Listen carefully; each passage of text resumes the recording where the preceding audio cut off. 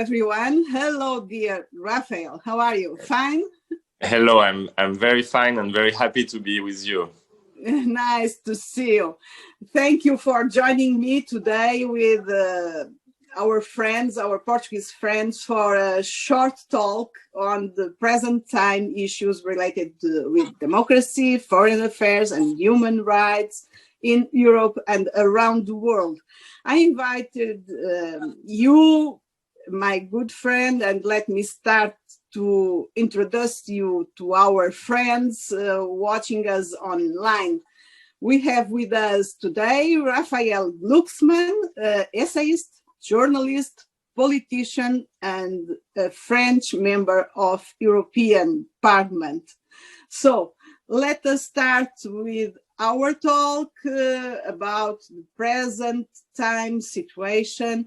How do you see the result of the American elections and the importance that they will have, or not, in the change of the United States positioning towards Europe, namely in what is related with multilateralism and the so-called resumption of transatlantic relations? And for that, I mean the traditional way we see that till 4 years ago. So, what do you have to say to us about all of this? Well, first, I think we should all be careful because these elections look like an American series on TV, and we all hope that it will go smoothly and we will have a smooth transition. And we are all, let's admit it, relieved that Trump will get out from this White House, and that with him, bigotry, racism, xenophobia, unpredictability will leave the White House. But one thing I want to insist is that when I see all Europeans so happy about Joe Biden, I understand perfectly their feelings, but we should be careful not to think that first Trump was just a simple parenthesis and that we can go back to the situation before. Because what Trump embodied, and we saw it in his results in the election, I mean, it was not a wave, a blue wave. He gained votes, is that America has really changed, and that Trump was just a symptom of something deeper. So I don't think we will go back to the past right away. And the second thing is, you know, Europeans, they always have this tendency of if a good news comes, then we can go back to sleep. And because actually we love this comfort of being the vassal of US and protected by America and not have to build our own capacity, build our own voice, build our own way. And it's very comfortable to be a kid and to have parents protecting you, yes? But I think that we should admit that now we should be adults. And whether it's Biden or it's Trump, we need to have autonomic strategy, strategic autonomy. And we need to sometimes be cooperating with the Americans, sometimes opposing them, but be autonomous. And I see in this mood of embracing Biden and starting to say, okay, everything is back to normality, I see a dangerous trend because actually this normality was the absence of Europe. It was being, yes, with a friendly power mostly, but being protected and guided and nourished and put to bed and have a fairy tale from mother telling you everything will be fine and you can sleep happily. I don't think that's what we want for Europe. So it's very good for topics like the fight against climate change, for fight against international terrorism, to have a rational administration in the White House with which we can cooperate, but we should cooperate with it as a grown-up body, which is a European Union that has its own defense means, its own thinking, its own voice, and then we can have good relations with the Biden administration. But this tendency, and I can see it especially in Germany, that okay, now it's good. We are free from Trump. The crazy king has left, so now we can have a good king. Actually, I don't want a king. I just want to have a European Republic deciding for itself by itself. And I'm sure that we will have a lot of work in the Parliament and in the European institutions to convince people that we should go on trying to build our own capacities. And that it's not because Trump has left that we should go back to where we were before. We started to build something and we should go on building it. And also think that maybe in 4 years we'll be back to some kind of Trumpism. So let's be autonomous and let's stop depending on 25,000 voters in Pennsylvania for the future of Europe. I mean, we don't vote in American elections. You don't vote, I don't vote. So we should not depend as much on the results of American elections. We should depend on results of Portuguese elections, French elections, German elections, European elections as a whole. But that's where we vote and where we can decide our destiny, not in Pennsylvania or in Michigan. Yes, I agree with you. In another perspective, also very much related with our common lives nowadays, beside the politician, as I told, you are an essayist, a man of thought, as we used to say. I know you have a very specific focus in the way you analyze the reality and the facts in a certain regard. So I'm thinking mostly in what brought us to the present moment and in our reflection in what might be the outcome of the COVID-19 pandemic. At the moment we are talking, we are living a second wave of the pandemic, and we are forced to prolong the rules that regulate many of our social, community, even family behaviors. I speak of social distancing, in many cases, isolation.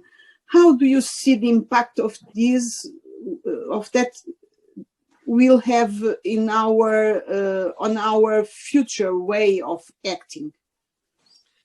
You know, it's always very hard when you are in the crisis to know what will be the outcome.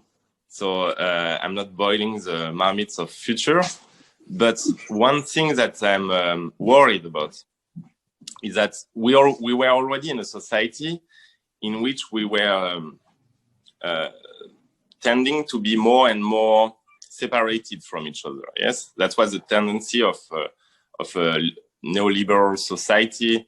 We call it a society of loneliness, and in which people were having less and less physical interaction and interactions in general.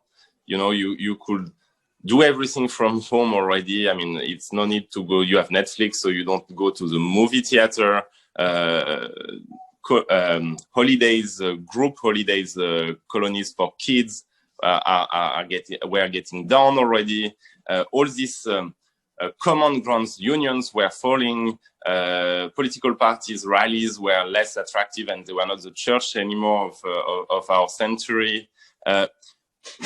So basically, the tendency of our society was to individualize everything and limit the interactions.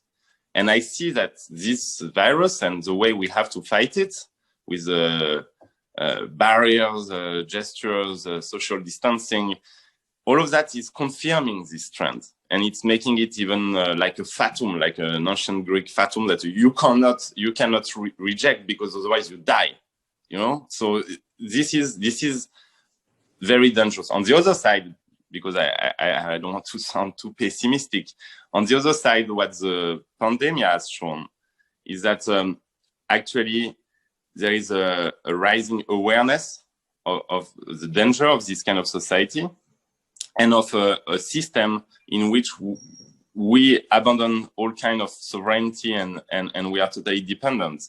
I can see that in the debate now, the fact that we delocalize all production and we cannot produce masks, we cannot produce medicines without China or without producing countries. and that multinationals have actually destroyed our industrial capacities in Europe by delocalizing everything. This becomes a huge topic. So you have the fear that it will just increase what was already going on, and also the possibility of a reaction, of a common reaction, that we need to assert our independence and our autonomy. We need to stand together. And also you can see, for instance, in France, even those who were criticizing public services were saying that, oh, we give too much money to teachers or to hospitals and everything. And now they understand why we do that. I mean, why we need these public services, why it's not wasted money, it's investment, and what is protecting you in period of crisis. Is it the fact that you created your startup, or is it the fact that you have a common public service that's protecting your kids, that's protecting your grandmother or your grandfather, that's actually taking care of you when you are needed? And this situation can rehabilitate our vision of the world, which is that at the center of our life, there should be a public component. There should be something that actually is beyond our individual life and our individual interest. And that's at the same time giving meanings to the fact that we live in the same society and protecting us when you are in a kind of state of war, or you have a threat, or you have a danger surrounding you. So the two possibilities are still in. I mean, I don't want to sound like I don't respond to your questions, but I cannot know, and we cannot know. But that's why everything depends on who is winning the cultural fight.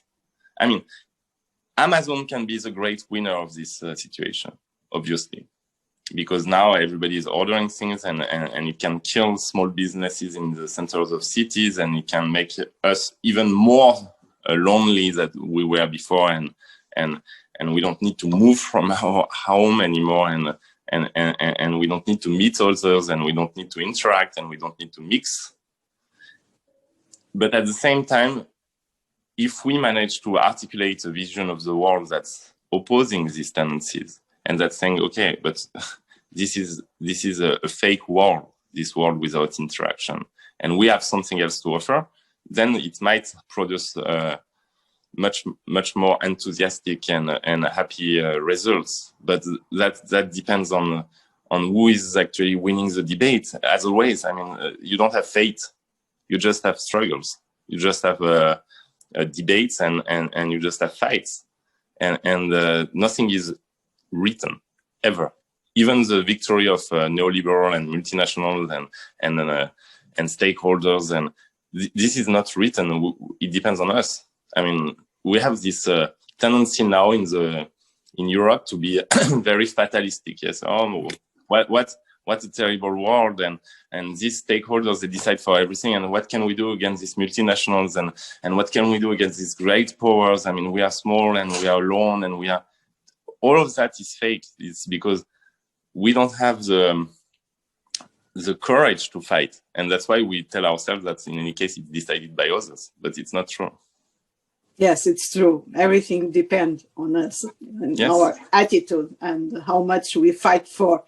You are a staunch supporter of the implementation of due diligence mechanism. And when I say a staunch, is really a staunch supporter, really, for which you are a rapporteur in the European Parliament.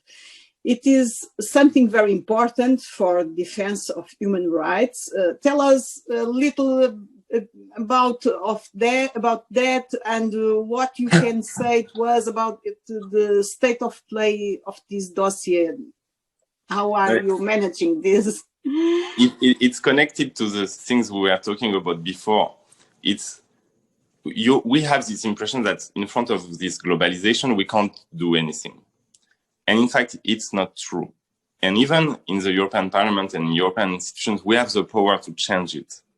But we need to actually be serious about it if we want to do it, because we will confront very big interest. And the idea of due diligence is very simple.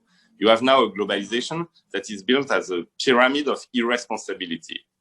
And basically, the most powerful and the richest have less responsibility because they found a way to escape any form of responsibility. So if you are a multinational, a big company, and then you exploded your chain of value and you don't build anything yourself because Nike doesn't have factories producing shoes. Yes, so they have furnishers, they have suppliers, and basically the suppliers are producing the shoe, and Nike is putting the stamp and then organizing the communication around the shoe. So if in the process of producing the shoe, there are violations of human rights, children working, forced labor, which means slaves, let's say the true word, and destruction of environments happening, Nike will say, I mean, it's not me, it's a supplier. So I don't have any legal responsibility. I make money out of it, but I don't have responsibility. So the idea of due diligence is to say, look, if you make money out of it, if it's your product, then at the end of the day, you are responsible for the entirety of your chain of your supply chain or your chain of value, your value chain. And if we do that, if we say that the boss of Zara or the stakeholders of Adidas, they are responsible for the whole supply chain that produces their products, then it might change the architecture of globalization. Because let's take a concrete example. Almost all the textiles, the big textile companies that we know in Europe and that we are wearing and that we are buying as citizens and consumers in Europe, they are almost all of them have a connection to China. And almost all of them are involved in a process, in their process of production. They are involved with the forced labor of Uyghurs that are deported into concentration camps. And their Chinese suppliers are using free of charge the forced labor of Uyghurs, and then selling at a very low cost their product to our companies, I mean, multinationals. Right now, we don't have legal means to make our companies, our multinationals, responsible for what's happening in their value chain. And if we pass this legislation, if we have a clear directive from the Commission after our work in the Parliament, then it will mean that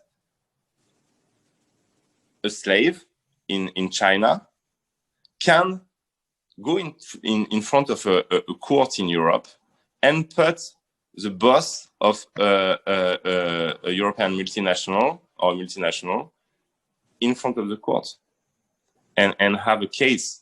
And so it means at the end of irresponsibility. And that's what people want.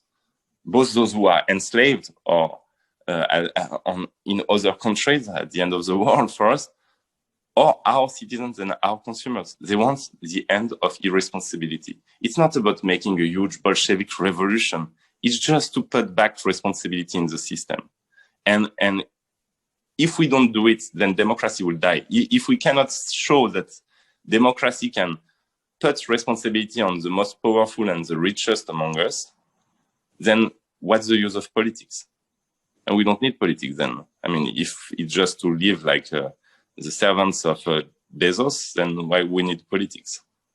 Politics is, okay, you have the right to be successful and to be rich, but you are also responsible and you have to respect some rules. So that's the idea of due diligence. And it's something that our group, Socialists and Democrats, is really pushing for. And this is an amazing opportunity because we are in all the commissions that are concerned. Social Democrats are rapporteurs. So we worked on International Trade Commission, in Droit, our committee, or in jury, internal law. We work together as a team, and this is something we need to push for. And I think that it can be a topic and a file that actually speaks to people.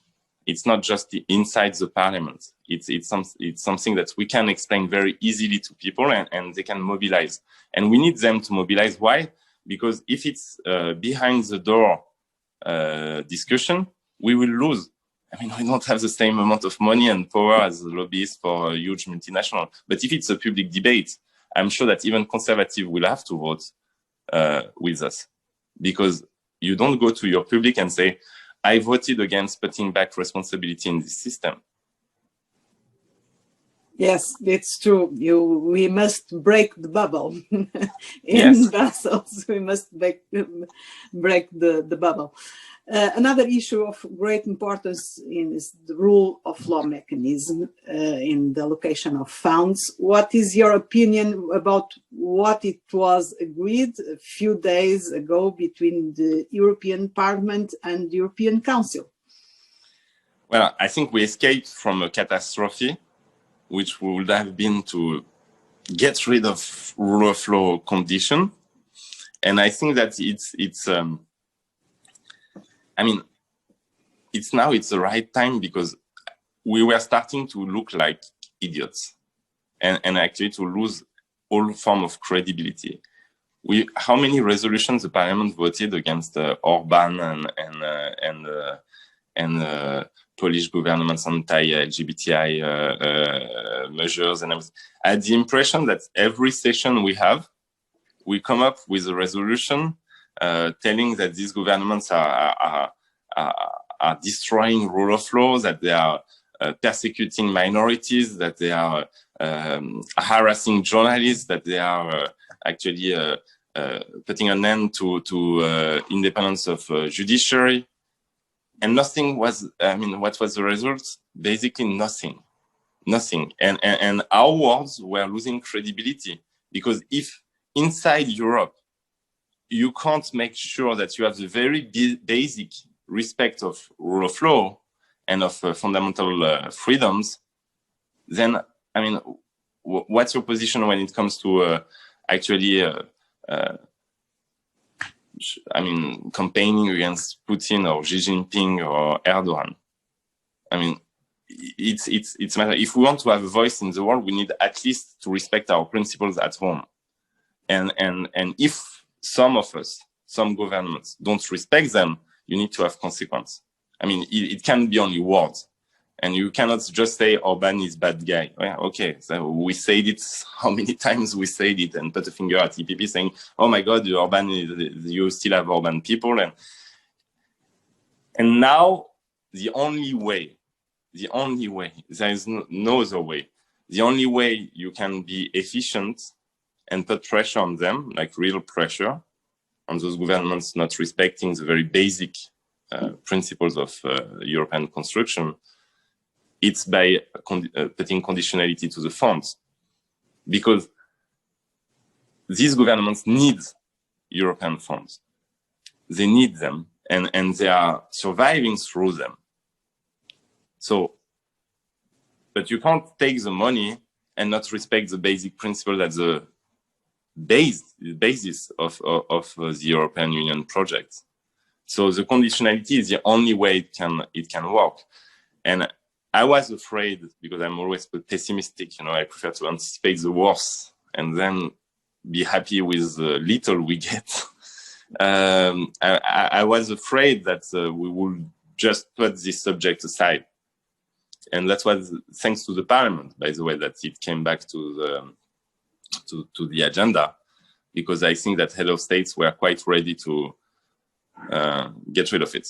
Because I can see, for instance, when Emmanuel Macron is speaking and everything, basically he gets a deal with Orban in the room so that his package goes through. And then you have people in the Parliament say, sorry, but what about rule of law? And he looks at us, basically saying, oh my God, why are they bothering me? We have a deal already. And that's why we need this Parliament also. It's just that we are not in the room when the deal is cut. So if we see that the deal does not respect the very basic principles that are making basically the European Union exist, now we just shout. And sometimes it works. So I have this very strong feeling that we don't do it enough. you know, that we should be more assertive in our relation to the Council, and that basically we should use every leverage we have to block the system if the system is just destroying our principles. And so every time the Parliament has a voice, it fills me with happiness, my dear. And I just regret that we don't have a voice more often. And because, you know, the architecture, and people have to understand that the architecture of European institutions, it's all very vague. And it's new, so it's not entrenched like in our constitutions in national states, and it's moving. So the power of Parliament, it might look little on the paper, but in fact it depends on the way the Parliament is asserting itself. You built in Europe, because it's an unfinished business, you built your own place and your own role. And from time to time I have the impression that we are too shy, and so we accept to have a little role. But when we can have an opportunity to shout, like when they need the Parliament to accept the pluriannual budget, or when they need the Parliament to accept a FTA or reject an FTA, a free trade agreement, then we need to use this voice, as we did together on several occasions, to impose our agenda, because nothing can move on without us. And that's how you build the role of a parliament, because for the moment we are in between. We are a real parliament, and it's very democratic, and we love it, the way we work. But at the same time, in history, look, parliaments, they were created for what? They were created for collecting taxes and supervising the way they are used. And we don't have this possibility in the European Parliament. So we are a baby parliament, and we need to become a grown-up parliament. And for that, every step we can take, it's crucial. So let's not use any opportunity to fight. But I know that I'm speaking to you, and you are already convinced and already fighting very much. So that's the other, we should tell that. Yes, it's true. We must have a different role, and I think we are giving good steps during this legislature. That is a baby. It started at 1.5 years ago, but I think we are achieving good results, and we are giving good steps. So, Raphael, the time is passing, and it was a great pleasure having you with us today. My pleasure. It was Raphael, like he is, a fighter, politician with a lot of courage, and a person that is fighting for a better world and a better Europe. Thank you, Raphael. Bye. Thank you so much. Bye.